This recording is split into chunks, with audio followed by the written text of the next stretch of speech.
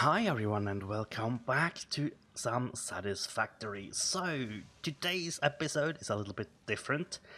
Consider this the Timeskip episode from your typical anime.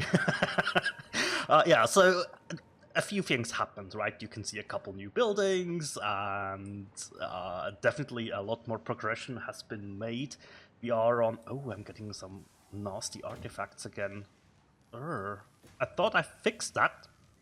But yeah, let's jump into it. So, what happened? Well, some of the episodes I recorded were not up to my standard. I also lost some footage as well again, due to certain updates messing with settings and either not recording correctly or just messing up completely.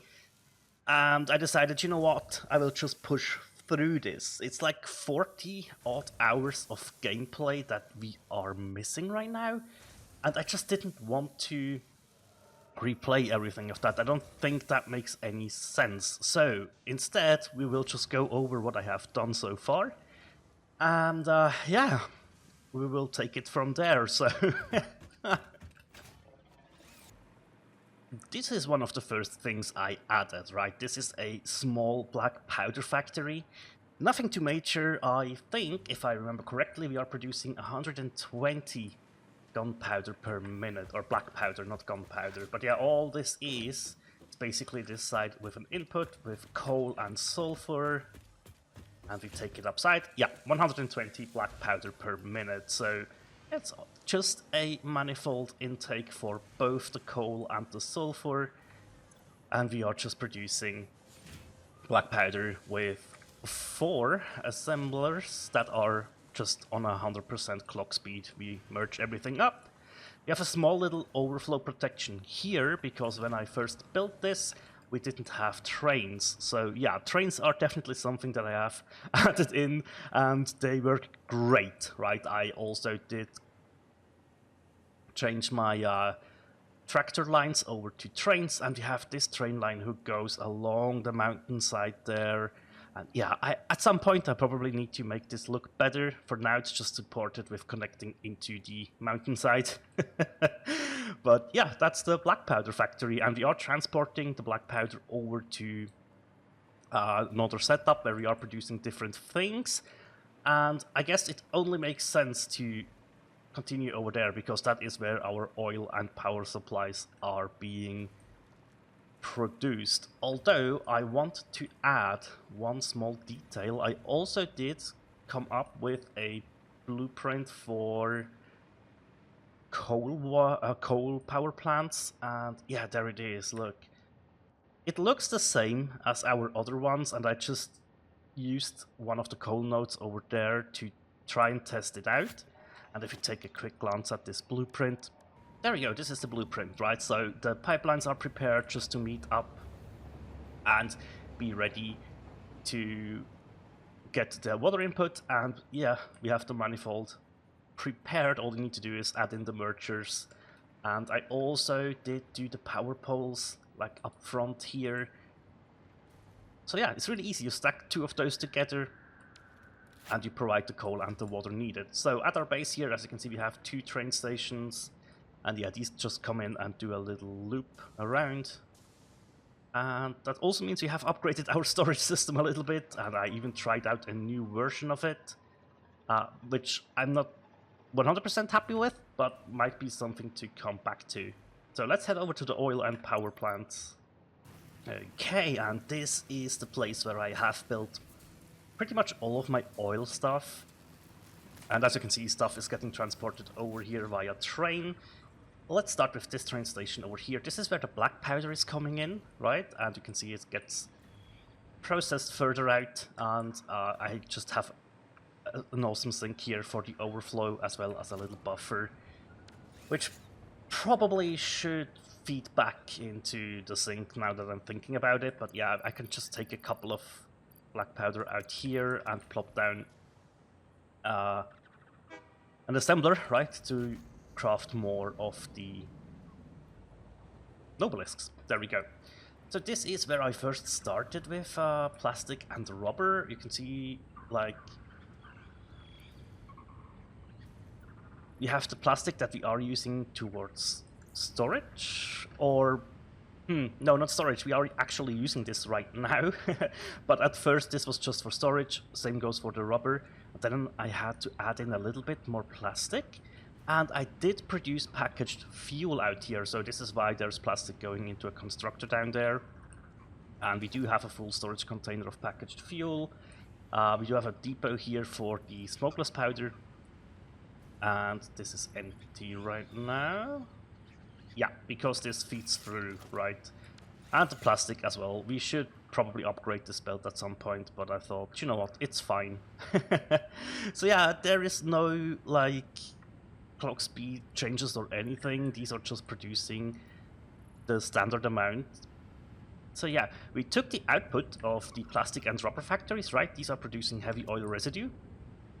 And we feed them into these two guys. So this is producing fuel out of heavy oil residue, and this is producing smokeless powder with the black powder and heavy oil residue. So that works out fairly nicely.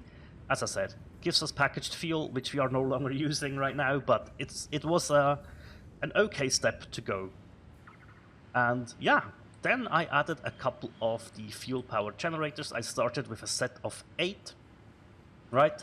And these get their heavy oil or not their heavy oil residue, but their fuel from over here, from this section, right? This is, I first started with this one on 100%. I have now doubled it with 2 power shards to supply to yet another battery of 4.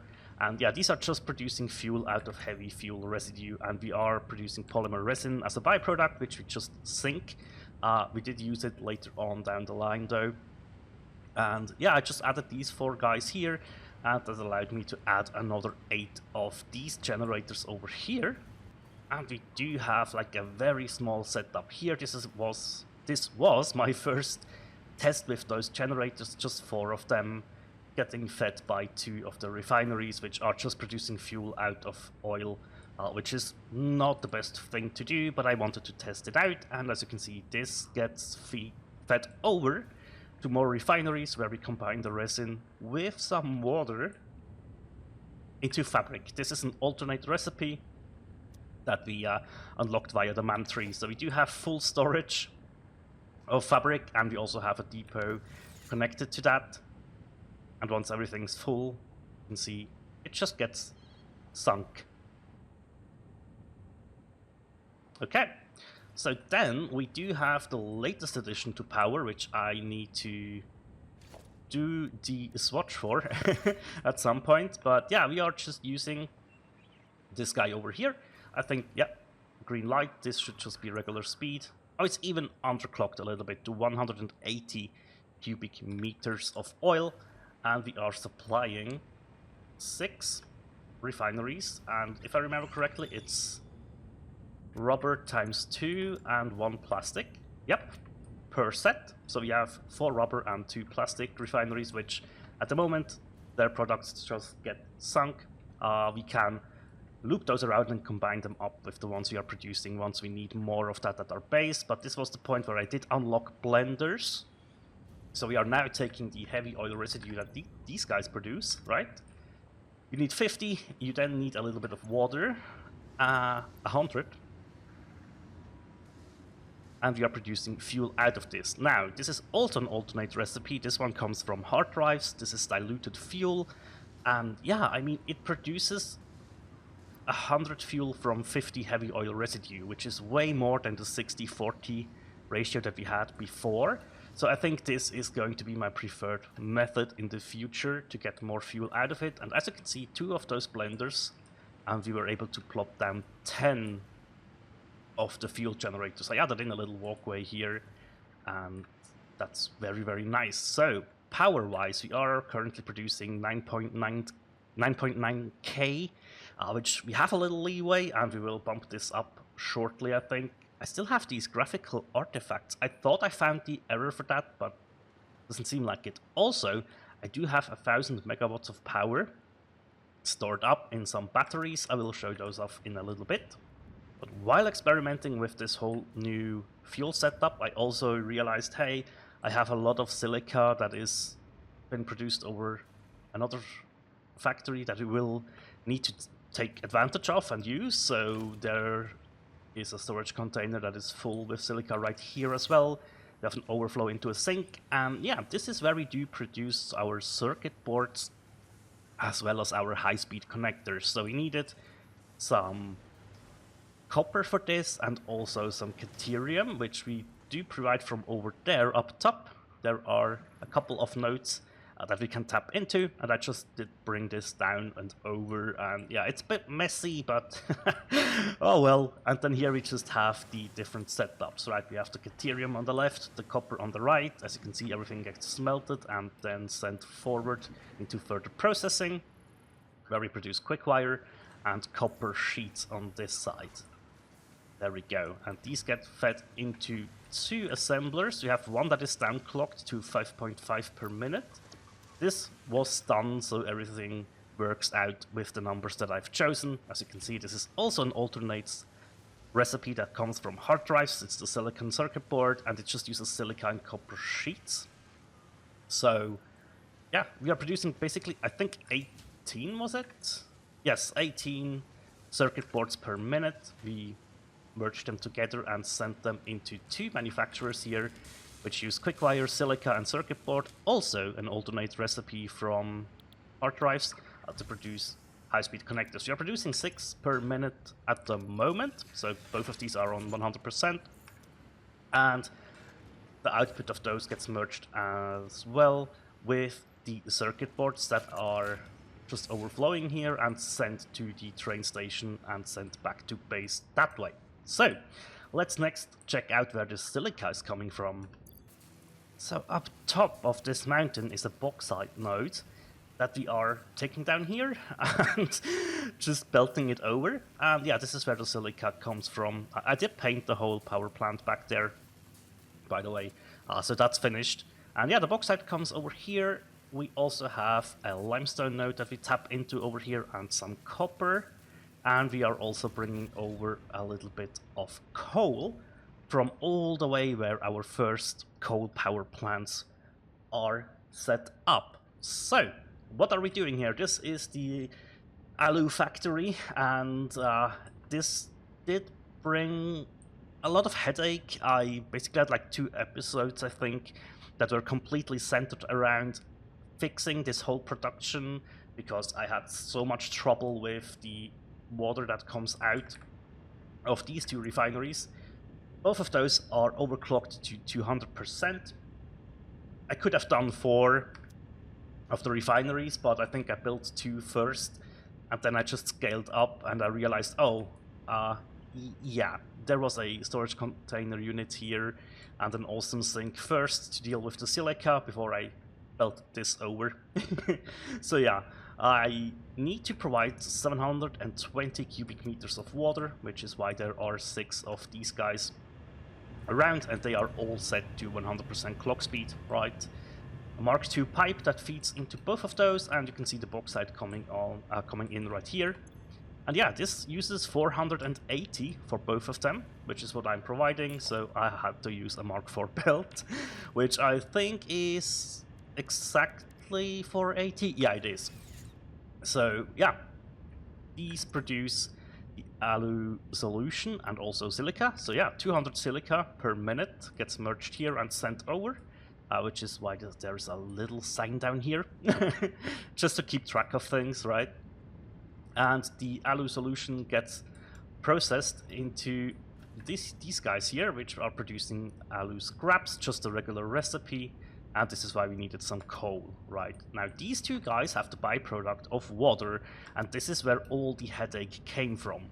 At first, I had a pipe going over like to here. I had a junction here, but yeah, I just wanted to feed it back into this whole loop here, and it just kept messing up. I did try valves, it didn't work properly. I later found a setup with, like, if you manipulate the height of the pipes, the valve should have worked, but at the time I just wasn't able to deal with that, so I went on the hunt for hard drives and found an alternate recipe that really fixed all my issues with it, and that's the wet concrete alternate recipe. This mixes limestone and water to produce concrete. And I had just built this down, so it needed 120 water per minute, which is what these guys produce as an output, right? So you combine those and feed them over, mix it with the limestone that you are bringing in from over there, and this produces like, was it?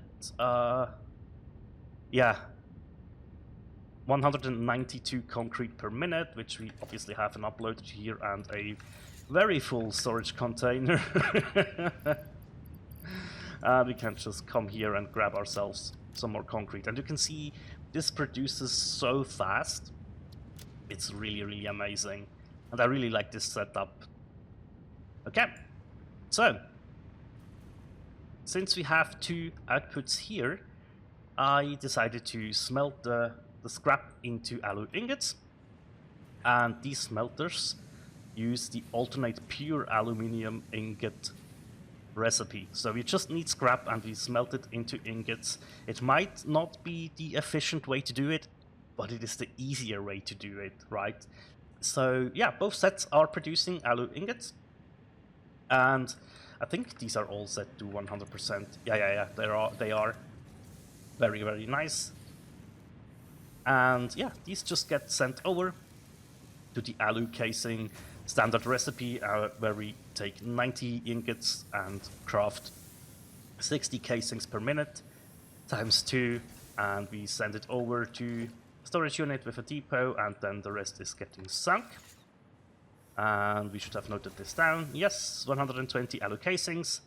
Now on this side, things are a little bit different, right? So we are sending in the copper, smelt the copper at the start there, bring it, or not at the start, but here, right?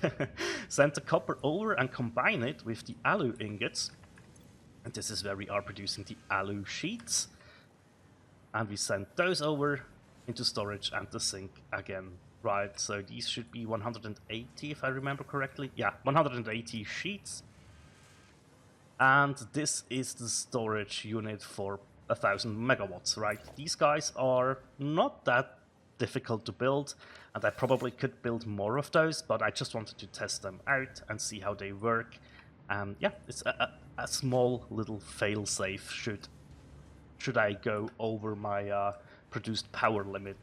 So yeah, this is the aluminium production that I'm currently using, and yeah, it works nicely now with the wet concrete recipe that takes care of the water. And yeah, no longer did I get headaches while trying to feed the water back, right? So yeah, that's great. Over here we have our phase 2 factory, right? But also we had to add something over here. Not in the factory itself, but we needed another product here, right? We definitely wanted to get some crystal oscillators going, and I thought to myself, how can I do this in a manner where it wouldn't stick out too much? Now, that can be heavily debated, but this building, I do quite like it. I like the this slope gets a little bit less steep, I guess. So this just adds a little bit of, I don't know, the build looks just a little bit better with it. Also the overhang just really adds as well. Now the windows here, I was trying something and I'm not sure if I want to keep it the way it is, but yeah, we are basically bringing in raw quartz, we are bringing in iron ore.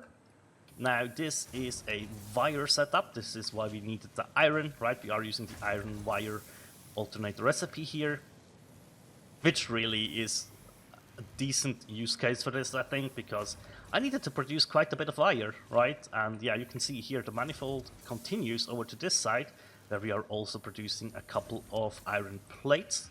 So one floor higher, you can see a couple of assemblies here, and we are making reinforced iron plates with the alternate recipe stitched iron plate, where we combine iron plates and wire, but we are only using iron as an input. So that's really cool, and I did really enjoy this whole process. Then we have a couple of cable constructors here, just 2 of them. One of them is slightly underclocked to meet the requirement of cable that we have, which is 56 per minute. And as you can see here, this is 10 reinforced plates getting produced per minute, which then all comes together in our top floor here, where oh god. Yeah, I think I placed those guys down before I inserted the glass roof, which also gives me additional graphical issues. I don't know what's going on. But yeah, these are 4 manufacturers that are producing crystal oscillators. This is the base recipe. So 4 of them means 4 crystal oscillators per minute getting sent over to our train station and back to base. The whole reason we are here is this building here, which I am trying to connect it to the ground in a bit more believable way, and also this is one of the buildings that I just went for a different color scheme. I really wanted to try out a black and white look and also a different look with the windows. Yeah, just this is where I started to try and build with a little bit more style in mind, I guess. So yeah, there are 3 iron miners here, and this was built before I had Mark V belts. So everything is for laid out for Mark IV. And now for our top floor, where you can see there is one ingredient still. It's always the steel pipes actually here, which is concerning. I needed 40 of those up here.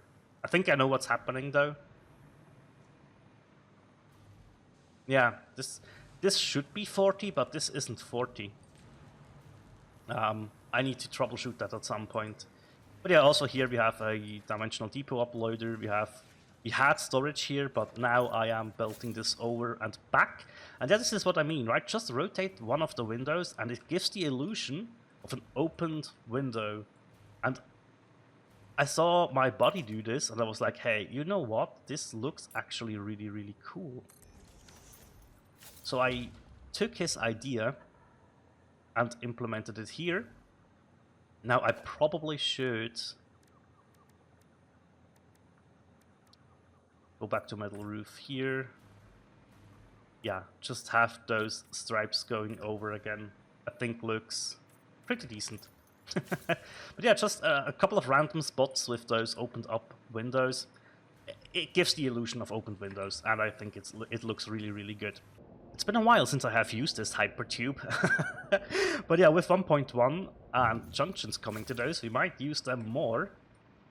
But yeah, so storage, as you can see, we have a space for the oscillators and the heavy modular frames, which should almost be full. Yep.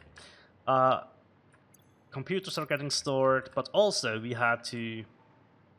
Oh yeah, circuit ports are in here as well as the high-speed connectors, right?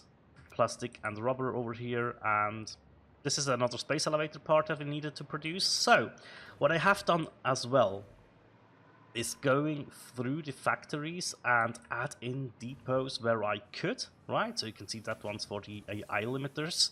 So whenever I do use stuff out of the cloud, it gets refilled automatically, right? And I saw someone do it. I sadly don't know who it was, who did pin the resources that he had connected to those. So you can unpin this and it goes down here. Once you have connected the depot, just click this pin and now it is up here, right? So now I know I don't have to worry about concrete getting put back into a depot and back into the cloud. So yeah, I went ahead and tried to do this. Now some resources I didn't do it at the source, but rather over here. So this is the new storage system that I'm figuring out right now. It was first just a blueprint with 3 of those, and this is... It works. It's not perfect, but it works.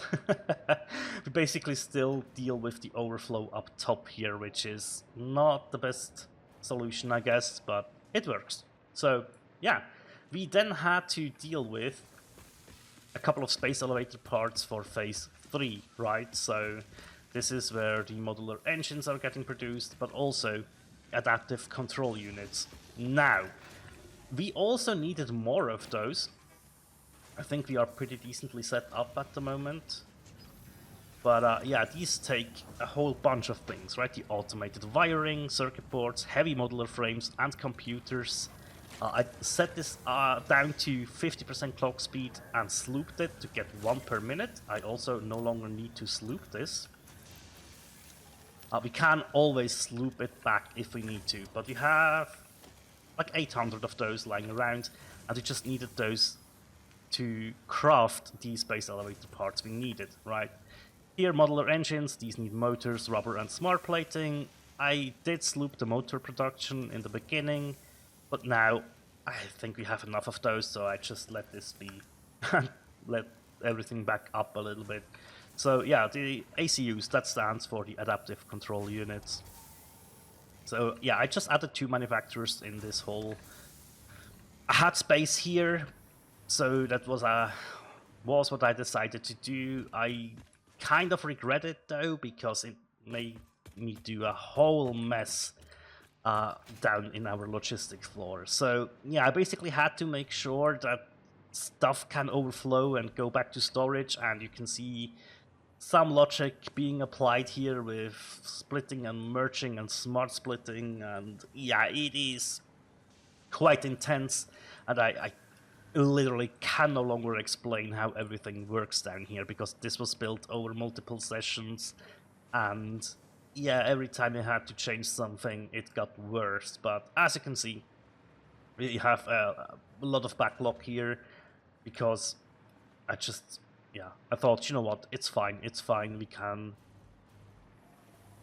combine everything into one single line again and send it to storage. But I had to be careful, because I had to be careful because not every line can take every material, because remember, those sorting system, or this sorting system applies to triplets, where the newer one is meant for one single line, right? So you can see the crystal oscillators coming in here, and yeah, they just basically get slowed down here to Mark 1 pace, which is fine. But what are we doing here? So this is producing computers with an alternate recipe, crystal computer it's called. So you need, or I need, 3 crystal oscillators for this and 9 circuit boards, which is way more, way less than we produce, not way less, but it's less than we produce. And we use this to make 6 computers per minute. And these computers need to first feed over into our newest production, but also they are getting merged here, right? They are getting split into 3. 2 of the outputs are getting merged. So we are providing 4 to here and 2 to this line, which brings it over to another manufacturer where we need them. Or I think that's just storage, maybe.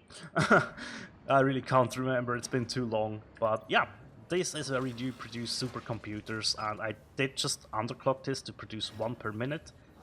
And you can see this is summers looped, because I needed the supercomputers. I am not sure if I need them anymore at the rate I am producing. I could just go down to 1 per minute, I think. But yeah, this uses AI limiters, computers, high-speed connectors, and plastic, so you can see how everything comes together. And we sent this just over to storage. Now, let's have a quick look. Do we need to still summers loop this production? We have like 200, so we could... Yeah, let's leave this one slooped. Okay. Right. So that catches you up to speed. A very different episode, and yeah, I'm truly sorry for what happened. As I said, some of it was out of my reach, out of my control. I had a lot of issues while recording. I'm still battling graphical issues with the game, which I don't understand. I tried everything. I tried different upscaling methods, and I think I even deactivated upscaling right now. Right, also I did craft up Nobelisks, right? And that's just how this goes. I have a little bit of black powder there as well. So, yeah, I would just rearrange this and just craft what I want, basically, right? Or what I need, I should say, not what I want. Let's go for like 1500 more. Or just, yeah. We'll see, we'll see. There we go, regular ammo as well. Cool, so, yeah. I would just, as I said, take a look. Oh, I need 500 of the this was it directorial assembly director systems, right? So I would take a look at this. Okay, I need the 500, so let's math it out. Oh, okay, so I just need half of it, right? Which means I would need 500 ACUs and no, 250, sorry. 250 supercomputers and 500 ACUs because we needed 2 of those, right? And then I would Summers loop the production, craft, and provide it to the space elevator. I did most of phase 3 that way as well. And yeah, phase 4 now is going strong. We need a lot of new things. We did do one part. For the next space elevator part, we need to unlock nuclear power, which we are absolutely able to do right now. Milestone reached. The nuclear power plant produces dangerous radioactive nuclear waste. Fix-It reminds you that any extra limbs resulting from exposure to radiation are also contracted to work on project assembly. Fix-It also reminds you that willful exposure to radiation will not result in any bonuses regardless of how many functional limbs it produces. Project part number 7, the magnetic field generator, should enter production as soon as possible. Any unnecessary delays will be noted. Aha, so we need versatile framework and electromagnetic rods. Now, versatile framework, we are still producing. This is an older space elevator part, right? This is from phase 2. So, hey, good that we are producing those, right? And electromagnetic rods is something that we now need to produce, or now can produce, because this wasn't possible before. Are those in a refinery? I don't remember. I think so. Ah, no, this is where the sulfuric acid is. Yeah, so we need to produce the sulfuric acid as well. So if we take a quick glance into the nuclear power milestone, yeah, we are now able to scan for uranium. We can make encased cells, electromagnetic rods, fuel rods, and the nuclear power plant, as well as the magnetic field generator. So yeah, tier 7, everything's been done. Logistics 5, hazmat suit, which is something I've crafted, and a couple of filters for it. And yeah, this was the last tier 7 step where we unlock the assembly, director system, supercomputers, also batteries, the sulfuric acid, and radio control units. And I think I have to produce those soon. And yeah, this is where you get bauxite refinement, right? So yeah, hover pack as well, very useful. So we are now in tier 8, where we can get into drones, maybe, at some point. And yeah, advanced alu, which will introduce a whole bunch of new things. So yeah, it's not going to get much easier from now on, but that's okay. That is definitely okay. If we take a look at the nuclear power plant, yeah, one of those provides us with 2.5k. Wow. This is insane. So we need nuclear fuel rods and water. But we will produce nuclear waste, which I don't know how we will deal with that. So that is something that I do need to find out. And if you scan for the uranium, you will see that there's not a whole lot of that on the map. So I think that might be the rarest resource, as far as I can tell so far. We can see, wow, over 1,000 meters away. Okay, so we have a normal node here, we have a impure node over there, normal over here as well. Okay. I don't know if I should even bother with the impure one, but we might have to, because it's probably the easiest one to access. But yeah, that is a problem for future me. Alrighty, cool. So I'm very, very happy with the progress, but as I said, I'm really sorry about this. It is a big jump from completing phase 2 to be working on phase 4. Like phase 3 was difficult, and I don't want to downplay it. It really was difficult, and it had me going for hard drives constantly. I think I still have a lot of them around. Yeah, see? So it was definitely something that I wanted to get done, and also to experiment with different recipes, right? Which is cool. We also have a couple of rescans that we can go for. I don't know if I should go for rescans already, but it might be not the worst idea. I don't know what kind of recipes there are for the nuclear stuff, but it looks like we will be finding that out very, very soon. All right, but yeah, that is it for the Timeskip episode, the big catch-up, whatever you want to call it.